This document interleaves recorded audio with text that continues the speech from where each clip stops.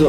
Sauf que bon, il y a un des 3 joueurs de Valenciennes qui fait la poucave et du coup l'affaire de corruption éclate au grand jour. Je rentre pas trop dans les détails parce que j'en ferai sûrement un épisode à part entière. Cette affaire de corruption, c'est la seule affaire de corruption qui a été officiellement reconnue et qui a abouti à une condamnation de l'OM. Donc officiellement, l'OM n'a triché qu'une seule fois. Maintenant, à partir de ça, 2 interprétations possibles vis-à-vis de la Ligue des Champions. Soit on se dit que comme c'est la seule affaire qui a abouti, alors ça concerne que la Ligue 1 et donc il n'y a pas eu de magouille en Ligue des Champions.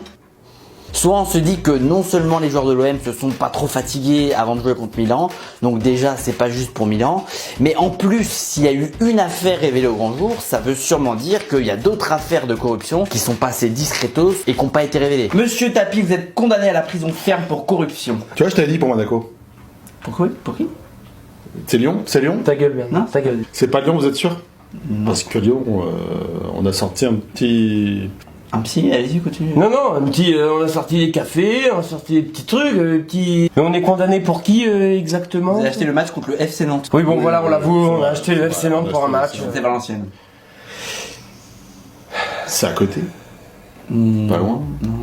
Et là-dessus, même si rien n'a abouti et que officiellement Marseille n'a pas triché, et bah c'est vrai qu'il y a quand même quelques suspicions autour de quelques matchs de l'OM dans cette édition de 93. Il y a eu des suspicions autour du match de poule Glasgow-OM parce que quelques années après le match, Marc Catley, l'attaquant de Glasgow, il a affirmé que l'OM l'avait contacté pour lui proposer de ne pas jouer le match, chose qu'il va finalement refuser, donc au final, il n'y a pas eu de conséquences sur le match. Et alors moi, je vais vous faire une confidence, quand je jouais en club amateur, il y a quelques années, on m'a payé aussi pour pas que je joue.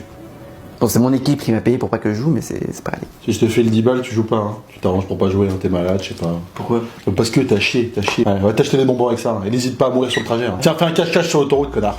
Toujours en poule, il y a eu des suspicions autour du match OM Moscou parce que l'OM va défoncer Moscou 6-0 et après le match, l'entraîneur de Moscou affirme que ses joueurs étaient étrangement malades pendant le match, ce que va affirmer quelques années plus tard Jean-Jacques Adelhi, joueur de l'OM à l'époque.